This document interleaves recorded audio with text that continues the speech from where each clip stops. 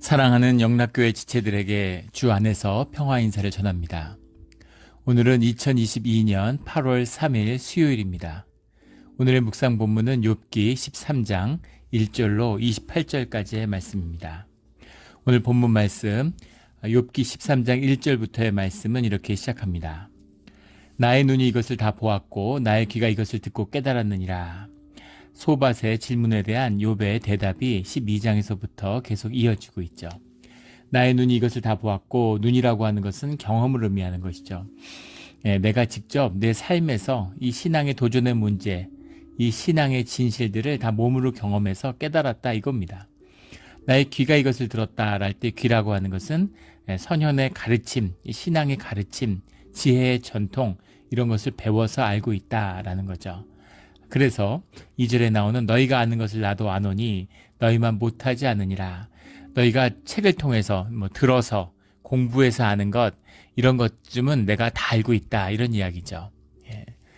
정답 얘기하는 것, 신앙의 정답이 뭔지 이런 건 내가 다 알아 그런 거죠. 너희가 들은 얘기를 내가 못 들었겠니 이런 거예요. 내가 평생 교회 다녔는데 교회에서 하는 얘기 내가 모르겠니 이런 거죠. 다 듣고 안다는 겁니다.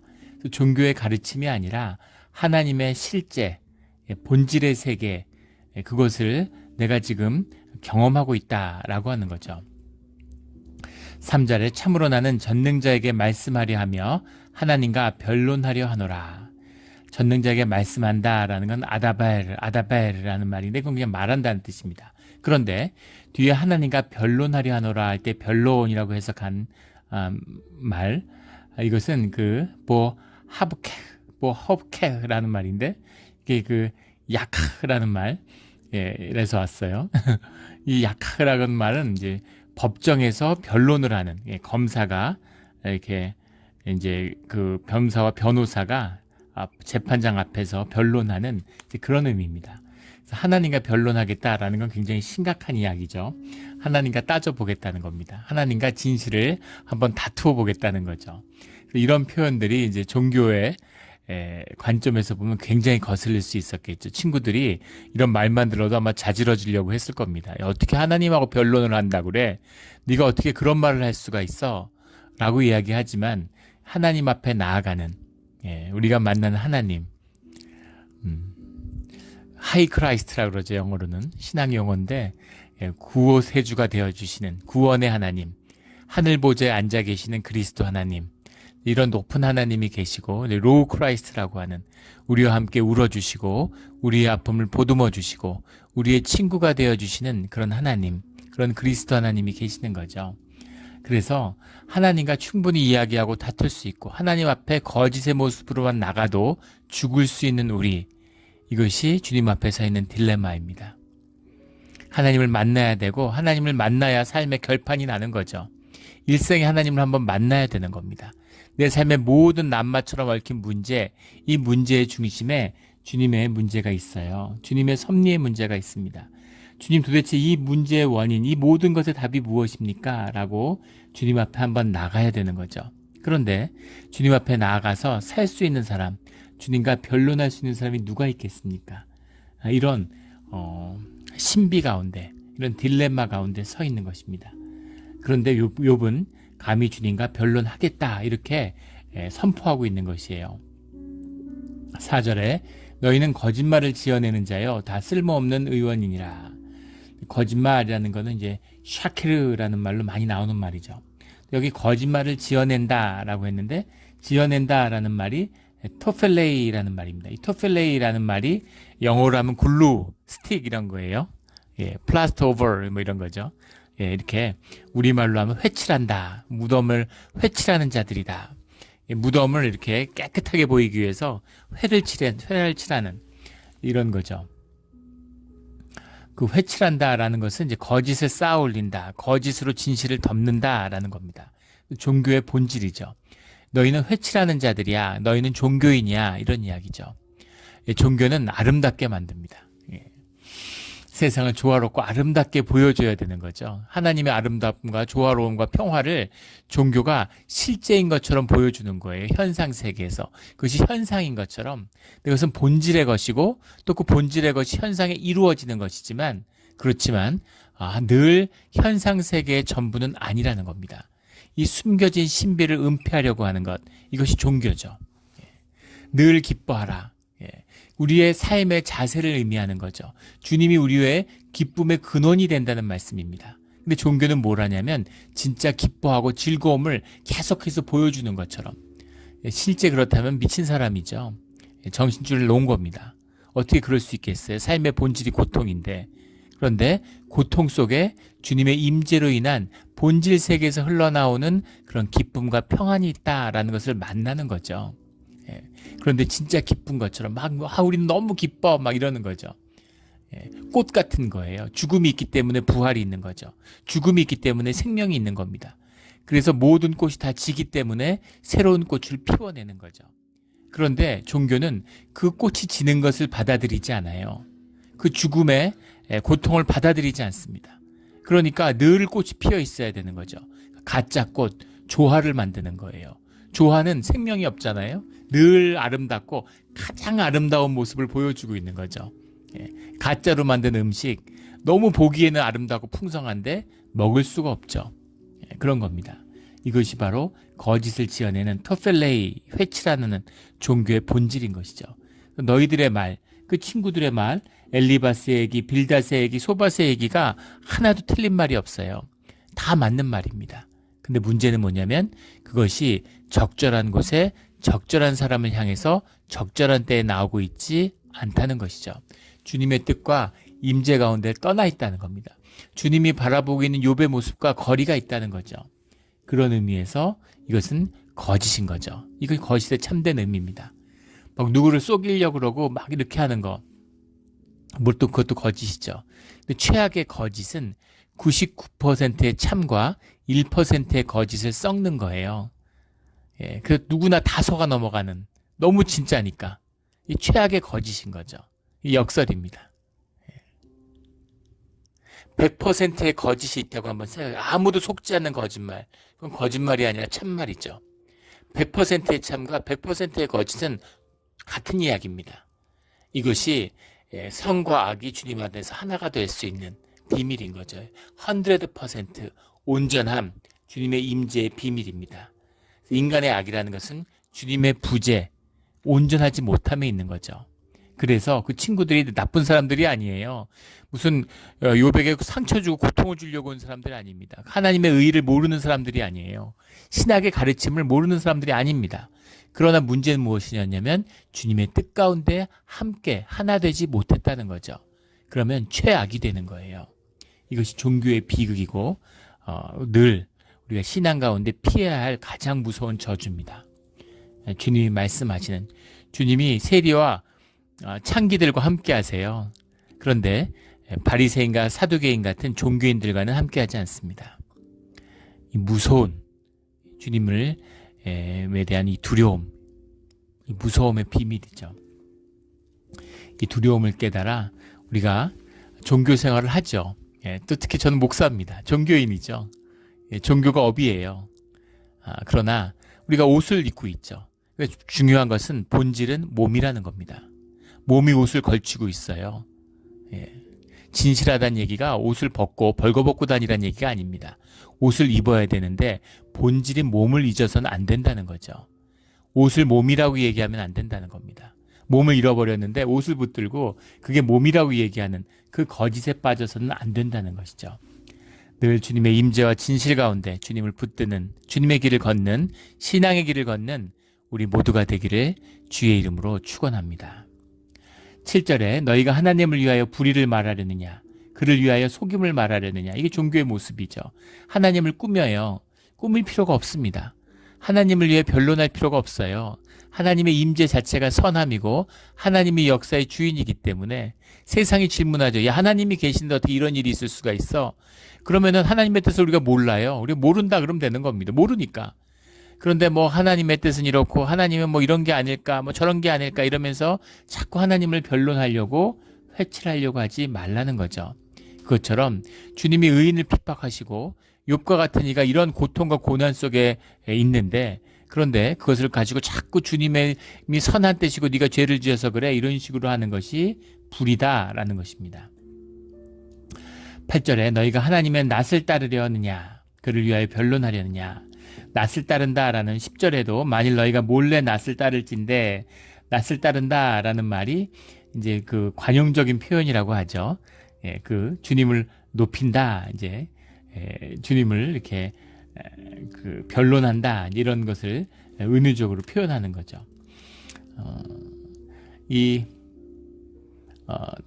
티사운, 따른다라는 말이 이제 티사운이라는 말인데, 이것이 이제 뭐 옮긴다, 뭐 to lift 영어로 하면 carry 뭐 이런 뜻이고, 낫이다라는 것, 이게 뭐 하파나흐라는 말인데, 파나흐라는 말이 원형이죠. 얼굴입니다. 말 그대로 얼굴을 따른다 이런 말이에요. 직역을 한 겁니다. 얼굴을 따른다, 겉을 따른다 이런 말이죠. 그러니까 그 사람을 그냥 높이고 그 사람을 일방적으로 이렇게 세우려고 하는 그런 의미인 거죠. 너희들이 그런 것을 하려고 하느냐 이런 거죠. 그런데 여기서 아주 역설적인 것은 9절에 하나님이 너희를 감찰하시면 좋겠느냐라는 말입니다. 야크코르라는 말인데, 야크코르라는 말이 영어로 하면 search 이런 거예요. 감찰하다 이렇게 썼는데, 하나님이 너희와 함께하는, 하나님이 너희를 감찰하시는, 너희를 바라보시고 너희를 알아서 너희의 그 모든 죄악들을 알게 되면 좋겠느냐라는 거죠. 좋은 뜻으로 했어요. 좋은 뜻으로 거짓말을 한 겁니다. 좋은 뜻으로 도둑질을 했어요.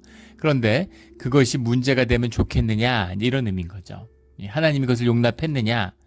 하나님이 훔치라고 그랬으면 훔치면 되는 것이죠. 하나님이 훔치라고 안 했는데 훔친 것은 죄입니다. 그것을 너희가 감당하겠느냐 이런 질문이 들어있는 거죠. 너희가 무엇 때문에 하나님을 높이는, 진짜 살아계신 하나님을 그것이 위하는 것이냐 이런 거죠. 세상에 종교인만큼 하나님을 위하는 자들은 없죠. 종교인들이 하나님의 얼굴에 먹칠을 하고 하나님의 이름을 더럽히는 것이죠. 이것입니다. 10절에 만일 너희가 몰래 낯을 따를진데 그가 반드시 책망하시리니, 그런 하나님의 이름이기 때문이에요. 세상에 무슨 거짓, 우리의 삶이 거짓이죠. 우리가 현상을 살잖아요. 우리가 거짓의 육신을 입고 살아가잖아요. 우리가 거짓을 행합니다. 그런데 주님이 그것을 문제 삼지 않으시죠. 그러나 주님의 이름으로 거짓을 행하는 것, 성령을 폐하는 죄는 주님이 용서치 않는다는 거예요. 주님이 용서하셔야 주셔야 되는데, 주님의 이름이 우리를 사하시는 그 비밀인데 우리가 그걸 폐하면 뭘로 용서받을 수 있겠어요? 당연한 이야기죠. 그래서 하나님을 향한 경외감, 그 두려움을 잃어버린 자들은 결코 주님의 용서와 구속을 받을 수 없다라는 분명한 말씀입니다. 그래서 13절에 너희는 잠잠하고 나를 버려두어 말하게 하라. 무슨 일이 닥치든지 내가 당하리라. 지금 주님을 향한 변론을 친구들도 하고 있고 욥도 하고 있습니다. 그런데 그 친구들은 신학적인 자기의 일이 아니에요. 자기의 삶의 실제가 아닙니다. 그런데 신학적인 변론을 하는 것이죠. 근데 욥은 자기 얘기예요. 자기 삶의 이야기입니다.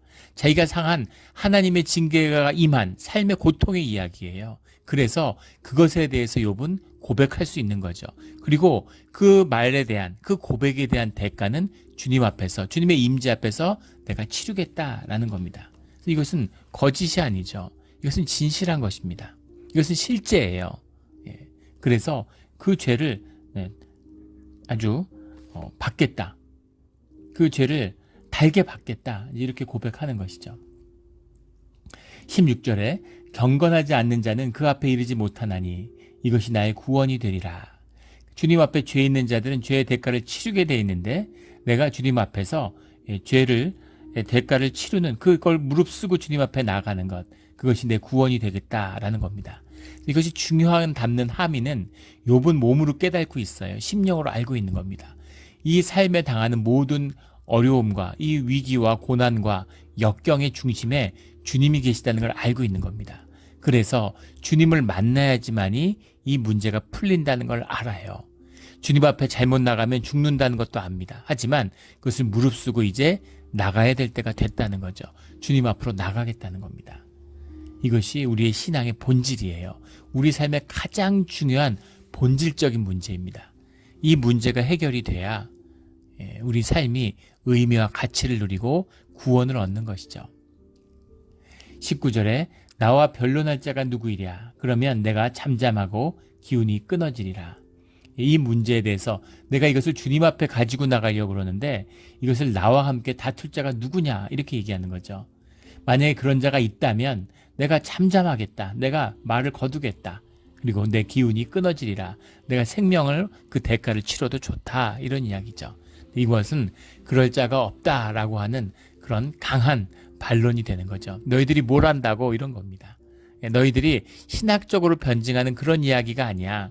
이 삶의 실제의 문제, 하나님의 임재의 문제, 이것을 주님 앞에 나가서 내가 주님을 만나서 주님께 고백드리고 간구하고 변론하겠다라는 거죠.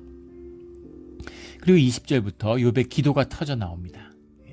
오직 내게 이 두 가지 일을 행하지 마옵소서. 그리하시면 내가 주의 얼굴을 피하여 숨지 아니하오리니.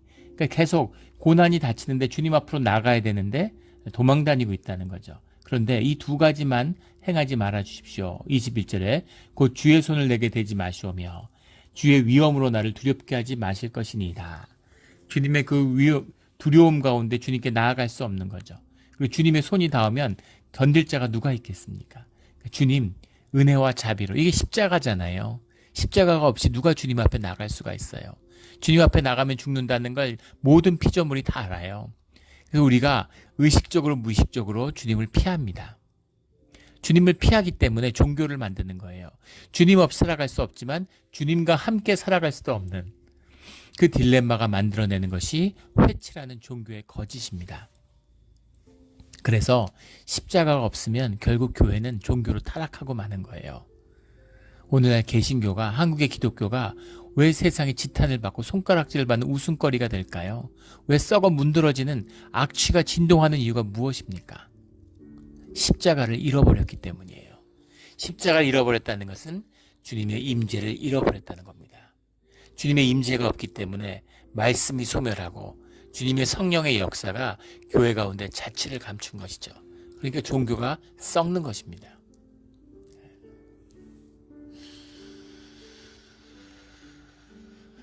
성령의 임재를, 그리스도의 부활을 바라보는 우리 시대의 교회가 되기를 간절히 소원합니다.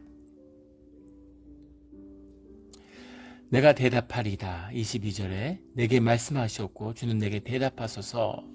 이 기도가 왜 뜬금없이 친구들에게 변론을 하다가 기도가 나왔을까? 20절에 갑자기 기도로 바뀌었을까? 이 심령의 기도가 터져 나오는 거죠. 이건 뭐 논리적으로 설명하기는 어렵지만 우리 기도하는 분들은 아실 거예요. 예. 주님께 막 탄원하고 미워서 눈물을 흘리면서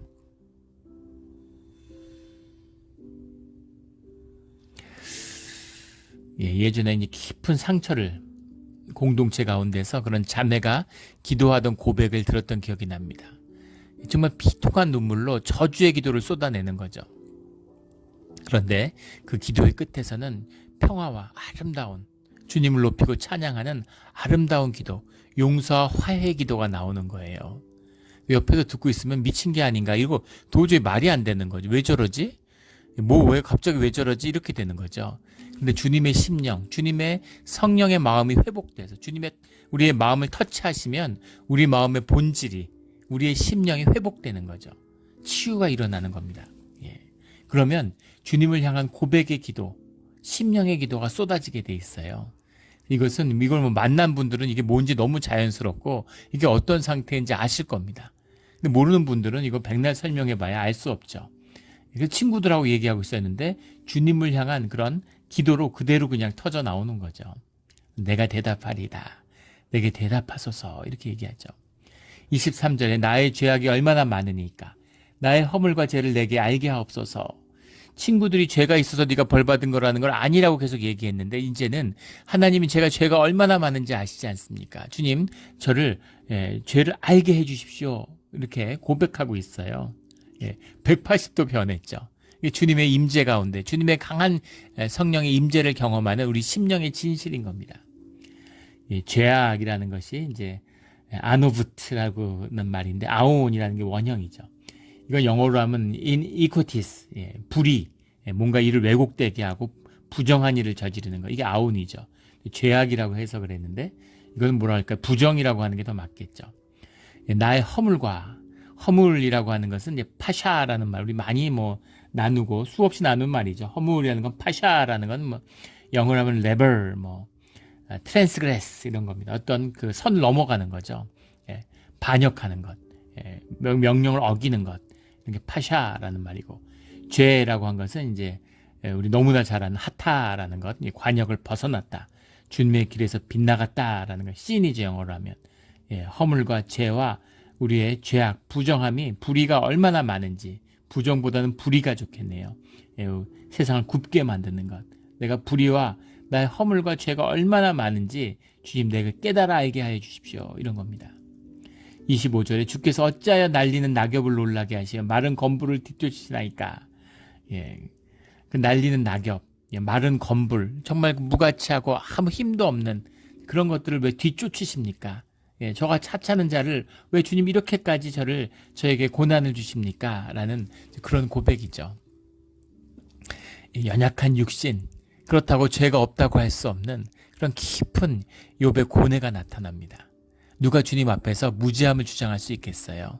우리가 육신을 입고 현상의 거짓의 세계를 살았는데 거짓이 없다고 누가 얘기할 수 있겠습니까?